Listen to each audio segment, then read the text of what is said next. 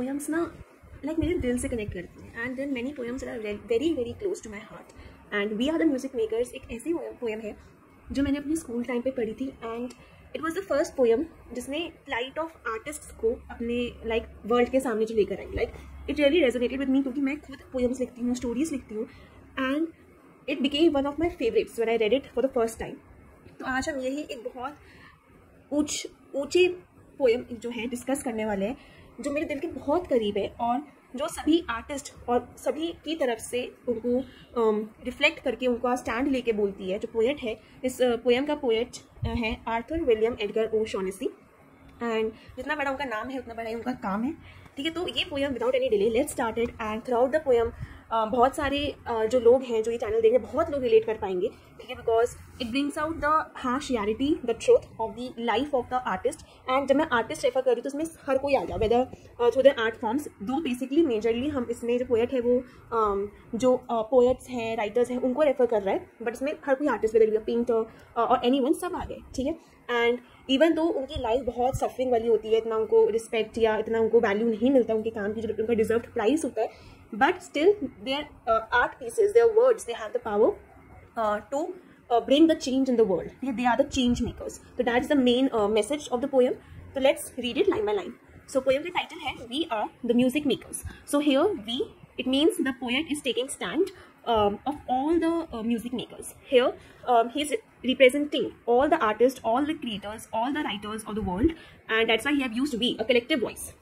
Okay, so it is the voice of all the artists that he is speaking that throughout the poem.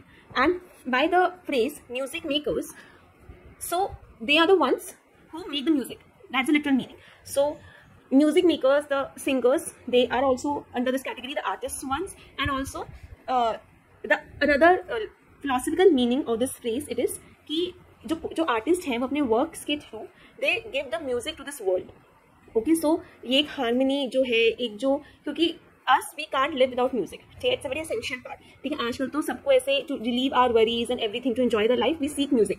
And so artist, they are the music makers, they give meaning to our life, they give music to our life. Okay, so we are the music makers. So this line will be repeated throughout the poem.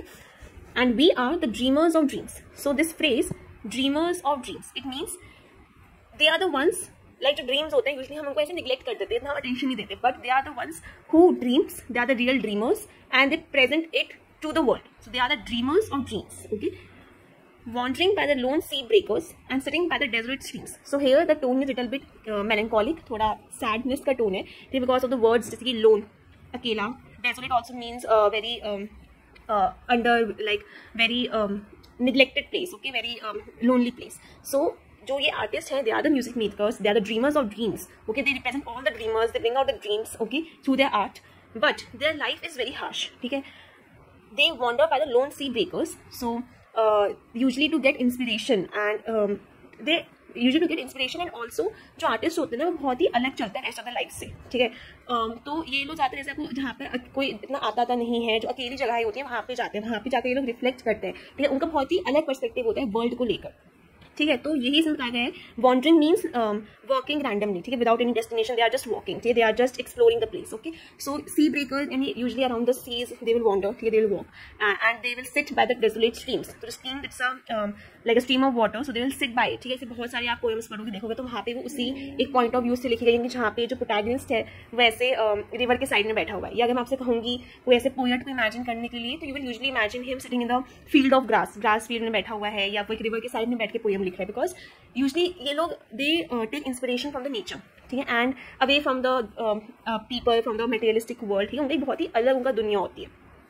And उसमें से बहुत ऐसे जो होता है, जो main stream जो दुनिया है, जो लोग हैं उनसे थोड़े से बिछड़ से जाते हैं, उनको इतना रिस्पेक्ट नहीं मिलता, उनको इतना इक्वल ट्रीट नहीं किया जाता, उनको बहुत ऐसे अलग मान लिया जाता है. ठीक है, वर्ल्ड लूजर्स एंड वर्ल्ड फॉरसेकर्स. तो उनको यूजली किन किन नामों से कहा जाता है कि ये तो वर्ल्ड लूजर्स है, क्योंकि एक लूजर जाकर ऐसा अकेला बैठेगा भीड़ से, है ना.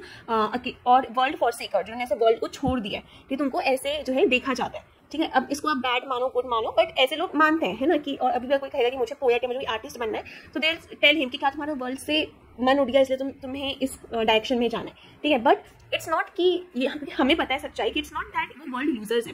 ठीक है, अगर वो अकेले बैठे हैं तो they find peace in that loneliness. ठीक है, उनको they are satisfied with it, ठीक है, they are not forced to do it और they are not made to do it.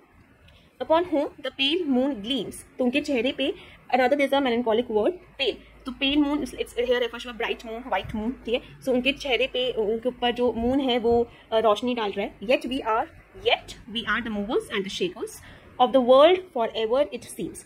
तो ये अगेन इस पैराग्राफ एक पॉजिटिव नोट पे एंड कर रहा है, जैसे स्टार्ट किया था कि उनमें इवन दो उनको वर्ल्ड लूजर्स फॉरसेकर्स माना जाता है, जिनके ऊपर ये बैठे हुए बस पानी के पास, मून उनके फेस पे शाइन कर रहा है.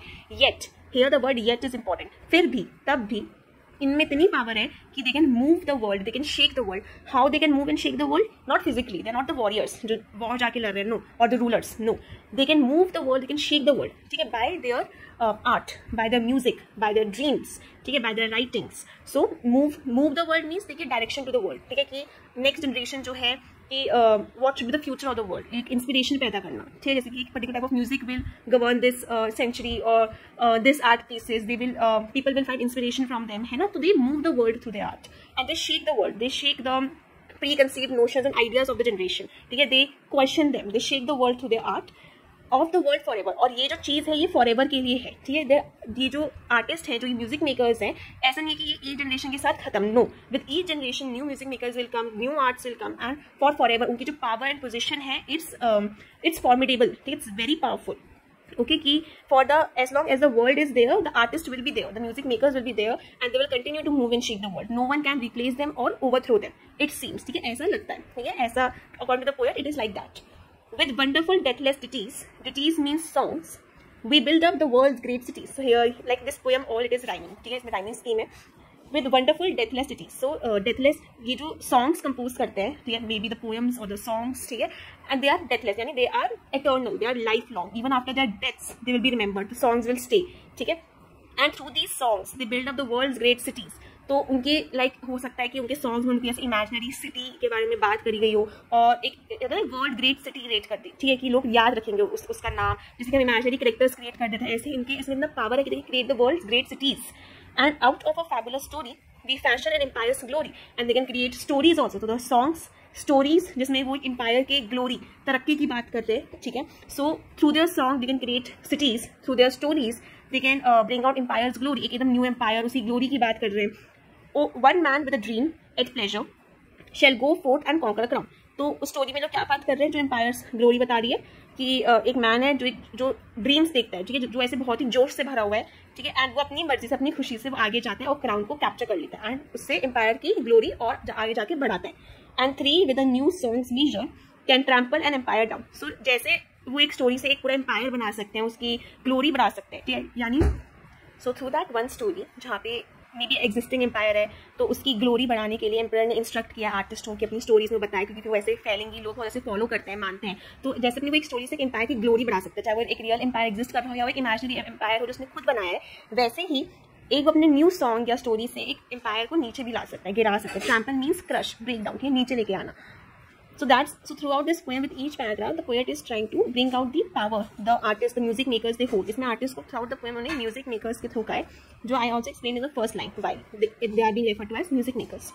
Now last paragraph, we in the ages lying in the buried past of the earth. So ages means centuries, ठीक है, जैसे कि 19th century, 18th century, lying in the buried past of the earth. तो ये बात कर रहा है उस टाइम की जो जा चुका, ठीक है, जो buried in the past of the earth, यानी अर्थ की हिस्ट्री में, ठीक है, जो भी ऐसे एजेस हुई हैं, ठीक है, तो वो ऐसे बीते हुए टाइम की बात करें एक तरह से, ages lying in the buried past of the earth. Very beautifully he is referring to the history, ठीक है, ऐसे बहुत अच्छे से इसने एक पोएटिक वे में बोला है, एजेस जो नाउ दे आर लाइंग, ठीक है, इन द बरिड पास्ट, जब मर चुकी हैं, जब न्यू एजेस आएंगे, तो ओल्ड एजेस की जो बात कर रहा है, ठीक है, जो अभी लाई कर रही है in the buried past of the earth. So poets ने, आर्टिस्ट ने क्या किया था, we built Nineveh with our sighing and Babel itself with our mirth. Mirth means joy, ठीक है. So they built these cities Nineveh with our sighing. एक तरह से it can also be an exaggeration, ठीक है, दैट सिर्फ एक sigh means letting out a deep breath, ठीक है, when you are in grief, okay, तो इसको हम ग्रीफ से इसको हम कर सकते हैं relate. So they built this cities, ठीक है, like these imaginary cities by themselves. जब वो दुखी हुए तो they built Nineveh and to their joy they built Babel and overthrew them with prophesying to the old of the new world's worth. It's a very important line, the last line of this. So through their stories, like just like they built these cities, they also overthrew them. They also break them down, ठीक है, वो destroy कर दिया. ठीक है, with prophesying. Prophesying means like telling something about the future. ठीक है, you prophesize about something, like doing the work of an auricle.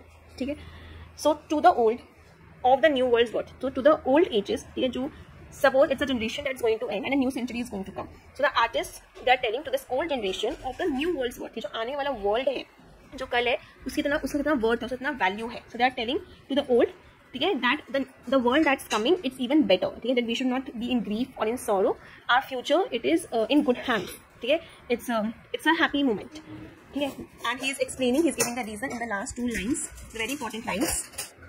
For each age is a dream that is time, or one that is coming to birth. For each age, okay, for each generation is a dream that is time. ठीक है.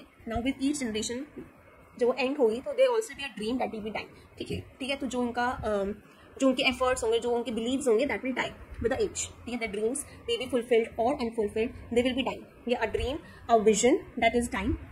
So something to be sorrow about, to be sad about. Or one that is coming to birth, but with also there will be a new dream that will be coming to birth, that will rise in the new age. Okay, so with every generation there will be an old dream, there will be a dream that will die.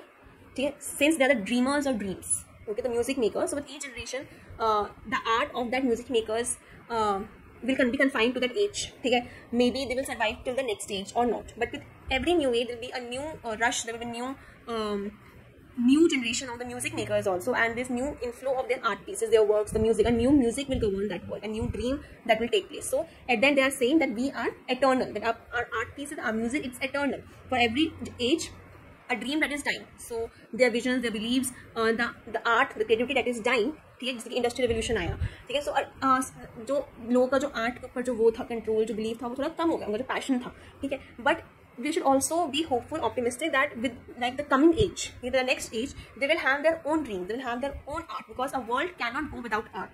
We always need art to compensate with science. Okay? We can't just survive on calculations and logic and model. We need to go beyond that, okay? Because our essence, our soul, it's beyond that. ठीक है, so हमें कोई ऐसी चीज़ चाहिए जो हमें इसमें दूर लेकर जाए, materialistic world से. We find solace in that. Solace means we find peace, we find अपनापन in that. ठीक है, so कोई बड़ी करने की बात नहीं है. अगर एज खत्म होगी, ड्रीम खत्म हो गया, with new age another dream will come, and it's for better only.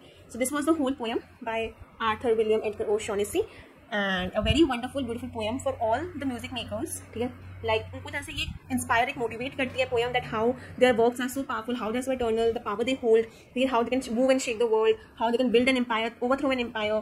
ठीक है, and how they tell to the old the new world's world. तो ये काम करते हैं अपनी जनरेशन को बताने में, कैसे जो न्यू जनरेशन है वो क्या क्या लेकर आएगी. They give hope to the people also. ठीक है, so this was the whole poem. It's a must read poem for all the music makers, जो अपना को म्यूजिक मेकर्स मानते हैं, and to the ones who want to be the music makers, और टू convert one person to the music maker, and then we all are the music makers. Just we don't accept it और we don't know about it, और it's still too early, but we create music in our own ways, specially in today's world. So it's a very good must read poem. And अब जो मैंने ये explain करा, I hope इसका meaning सबको एकदम अच्छे से क्लियर हो गया होगा, एंड आई रियली होप कि आप लोग सब जाके एक बार दोबारा ये पोएम खुद से पढ़ेंगे एंड रिफ्लेक्ट करेंगे, because it's not a poem to be just read once and to be dismissed off. ये पोएम बार बार पढ़ने की है, ऐसी हर एक लाइन आपकी दिल और दिमाग में बैठ जाने की है, बिकॉज इट्स अ पोएम जो इंस्पायर तो करती ही है, but it also tells the worth of art, the music. ठीक है, how it's so much important to move the world, ठीक है, टू सर्वाइव. तो सबके लिए, क्योंकि आज हम ये भूलते जा रहे हैं, बट इट गिव्स होप. ठीक है, तो it inspires us, it motivates us, and it also gives hope to us, to all the people, no matter music makers और not. So thank you guys, very much thank you इतना end तक मेरे साथ रहने के लिए, सुनने के लिए. And in the next video I come back with another of my favourite poems, and you must subscribe to the channel bookish Baatein. मैं आपके लिए ऐसी नई अच्छी पुरानी साथ रखी आपके पास कहानियाँ, poems, my favourite books, my favourite literature artist, सबके बारे में बातें करूँगी. बस चैनल में बरकरार रहिए, बने रहिए. अभी बहुत ही नया चैनल है जिसने स्टार्ट करा है, बट जैसे चैनल ग्रो होगा मैं और अच्छे अच्छे पीसेज विद अच्छी एडिटिंग आपके साथ लेकर आती रहूँगी. Just keep motivating me by subscribing to my channel, liking it, sharing it, and comment down your thoughts below. Very must. Okay, thank you guys, bye bye.